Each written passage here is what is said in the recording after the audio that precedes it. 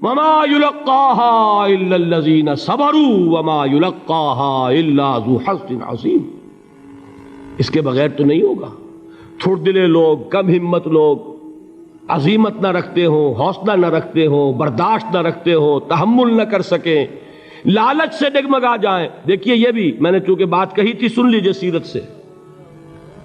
حضور صلی اللہ علیہ وسلم کے بارے میں جب مکے کے سرداروں کو یہ یقین ہو گیا کہ تشدد ہمارا فیل ہو گیا ہے، نہ محمد بدل ہوئے نہ ان کے ساتھی صلی اللہ علیہ وسلم ورضی اللہ تعالی عنہم اجمعین، تو انہوں نے دوسرا پاسا پھینکا.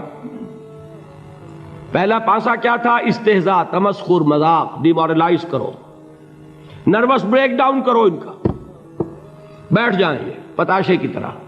معلوم ہوا نہیں یہ تو کھڑے رہے. تو دوسرا وار، مارو، ستاؤ، تکلیفیں دو، بھوکا مارو، دہکتے ہوئے انگاروں پر لٹاؤ، ان کو ہلاک کرو. معلوم ہوا یہ حربہ بھی ناکام ہو گیا. ایک آدمی واپس نہیں پھرا. ایک شخص کو بھی ہم اپنے اس تمام پرسیکیوشن سے نہ توحید سے ہٹا سکے، نہ محمد سے برگشتہ کر سکے صلی اللہ علیہ وسلم. بلکہ مرض بڑھتا گیا جوں جوں دوا کی. ان کے اعتبار سے تو مرض تھا نہیں کہ وہ تو بات آگے بڑھ رہی ہے. ہم نے جتنا دبایا، وہ جو کہا ہے کہ اتنا ہی یہ ابھرے گا جتنا کہ دبا دیں گے، تو ہمارا دباؤ جو ہے وہ ناکام ہو گیا. تو تیسرا بار آیا تھا. وہ کیا تھا؟ سفارت آئی ابو طالب کے پاس. دیکھو ابو طالب، تمہارا بھتیجا جو ہے وہ ہمارے معبودوں کو باطل ٹھہرا رہا ہے. ہم تنگ آ چکے ہیں. اگر تو اسے بادشاہت چاہیے، اگرچہ ہم کسی بادشاہت کے عادی نہیں ہیں، لیکن ہم اسے اپنا بادشاہ بھی مان لیں گے. اگر اسے دولت چاہیے، وہ اشارہ کرے، ہم سیم و زر کے انبار اس کے قدموں میں لگا دیں گے. اور کہیں نکاح کرنا چاہے، اشارہ کر دے جس اونچے سے اونچے گھرانے میں وہ چاہے گا قریش کے، ہم اس کی شادی کر دیں گے. تینوں ہی لالچ ہے نا دنیا میں. ویسے تو زر، زن، زمین، آپ کے ہاں یہ تین زے مشہور ہیں. زر، زن، زمین. زمین کو اقتدار سمجھ لیجئے، قوت سمجھ لیجئے، دبدبا سمجھ لیجئے. زن، زر اور حکومت، تینوں پیشکشیں انہوں نے کی. دیکھیے یہ ہوتے ہیں مرحلے تحریکوں کے لیے بہت ہی نازک. نبی کے لیے تو خیر کوئی امکان نہیں تھا. غیر نبی ہو تو سوچے گا نا، یہ بادشاہ بنا رہے ہیں، بادشاہ بنو، اس وقت تھوڑا سا کمپرومائز کر لو، پھر ہاتھ میں قوت آ جائے گی تو پھر سب ٹھیک کر لیں گے. اگرچہ کبھی ٹھیک نہیں ہوتا، وہ ٹھیک ہوتا ہے اسی پروسیس سے جو محمد الرسول اللہ نے اختیار کیا.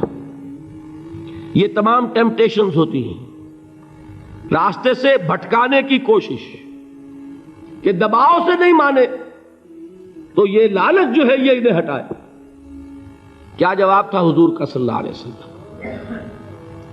چچا نے جب بات کی ہے، انہیں براہ راست تو حضور سے بات کرنے کی ضرورت نہیں ہوئی تھی، ابو طالب کے واسطے سے بات کی ہے.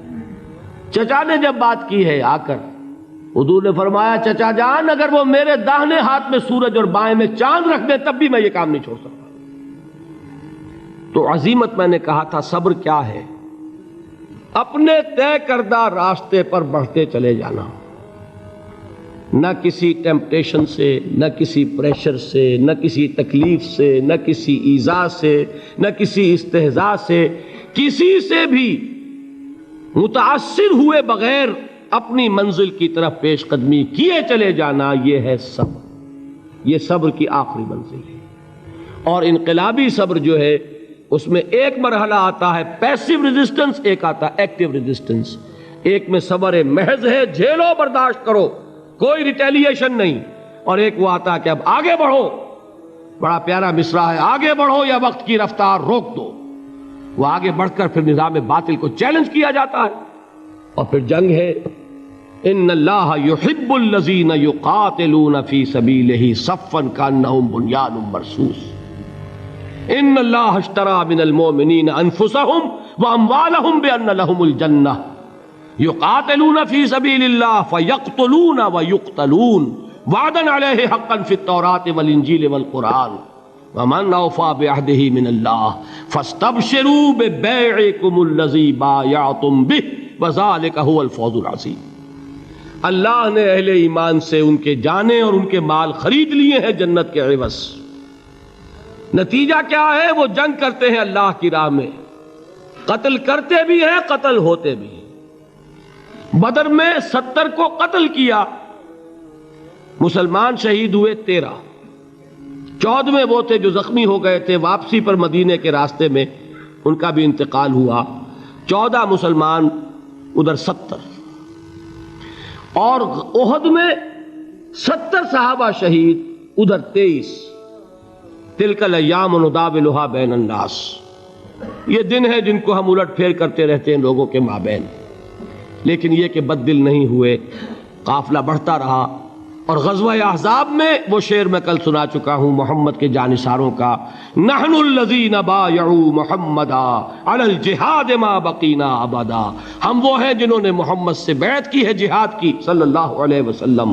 اب یہ جہاد، یہ قتال، یہ جنگ، یہ سرفروشی، یہ جاں فشانی جاری رہے گی جب تک جان میں جان ہے، یا تخت یا تختہ، یا اللہ کا دین غالب ہوگا، اور یا ہم اپنی جانیں اسی کام میں اللہ کے حوالے کریں۔